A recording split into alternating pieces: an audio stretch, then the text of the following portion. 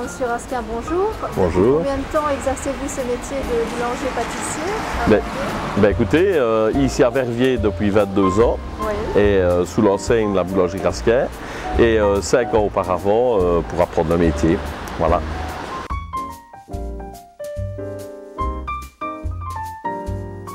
Écoutez, dans l'année, nous avons quand même plusieurs choses. Je vais commencer par décembre puisque nous y sommes. On va commencer par le bonhomme de Saint-Nicolas, le mirou. On en fait quand même pas mal, c'est traditionnel, ça c'est début décembre. Ensuite, une fois que le mirou est passé, nous attaquons directement la bûche de Noël. Après la bûche de Noël, ce sera le gâteau de Nouvel An. Après le gâteau de Nouvel An, 2-3 jours de repos et on est reparti sur la galette des rois. Ensuite, nous aurons le 14 janvier, si je ne m'abuse, la gaufre de Saint-Antoine, grosse tradition ici à Verviers. Et puis la Saint-Valentin un peu plus tard. Ensuite, nous arriverons à Pâques. Juste avant Pâques, nous aurons la célèbre lunette verviétoise qu'on vient chercher de plus en plus loin, qui est fort connue. Et puis après ça, on va directement sur les grandes vacances où là, je veux dire, ça ralentit un petit peu, les écoles ne sont plus là, on ferme, on prend quelques jours de congé.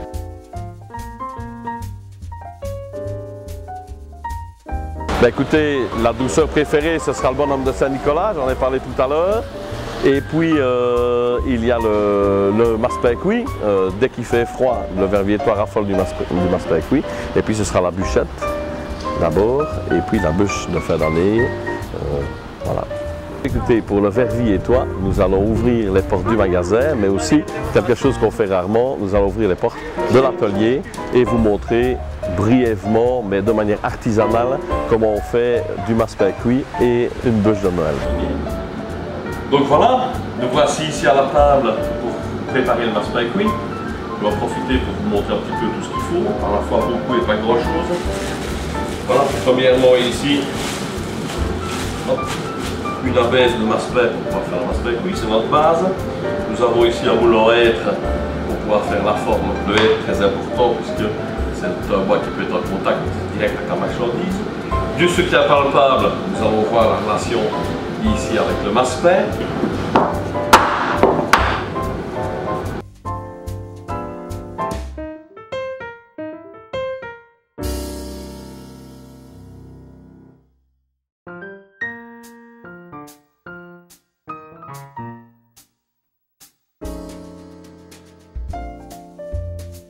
Nous avons deux grands types de fours.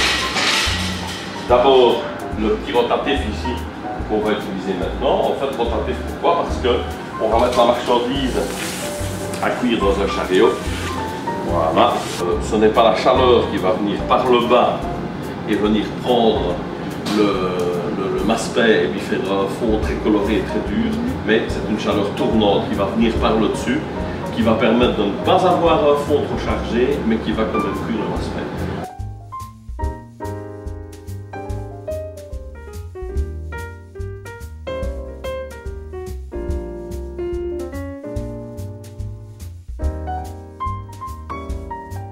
Ici nous avons un fond de Savoie fait maison, qui est tout prêt, qu'on va pouvoir préparer. Ici nous avons 3 crèmes au beurre différentes. La première crème au beurre, qui est une crème au beurre mocha. Donc c'est une crème au beurre blanche avec laquelle nous avons rajouté, de l'essence de café pour faire mocha. Nous avons ici une crème au beurre traditionnelle blanche, donc la base de celle-ci. Et là, pour vous montrer un petit peu comment on arrive à faire des feuilles, j'ai fait un petit peu de crème au beurre verte avec du colorant naturel, puisque c'est obligatoire maintenant. Donc, je prends ma base de Savoie. Je vais d'abord légèrement biseauter le bord, puisque comme tout le monde le sait, une bûche, ce n'est pas carré, mais c'est plutôt dans l'arrondi.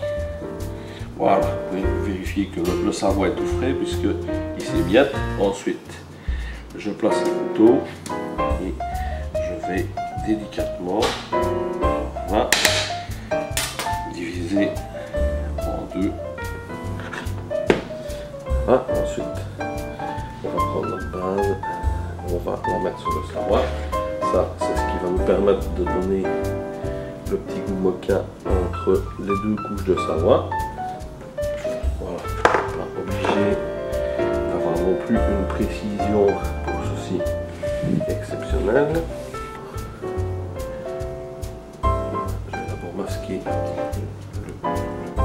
bûche.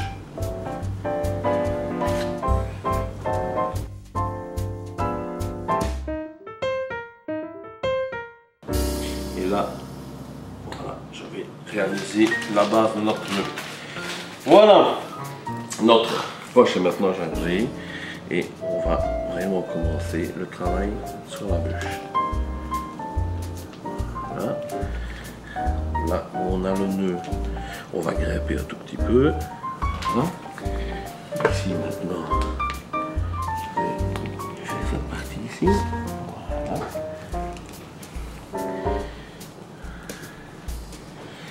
Voilà. Terminer ce côté ici. Et voilà. Là, nous avons donc terminé maintenant la bûche proprement dite. Qu'est-ce qu'on va faire?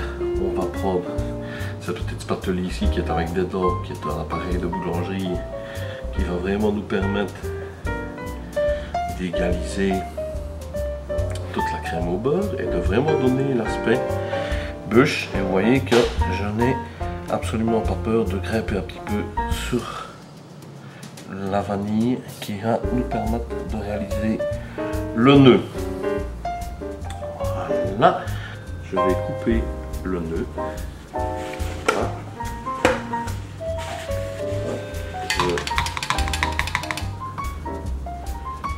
Voilà, je vais maintenant charger un tout petit peu en eau.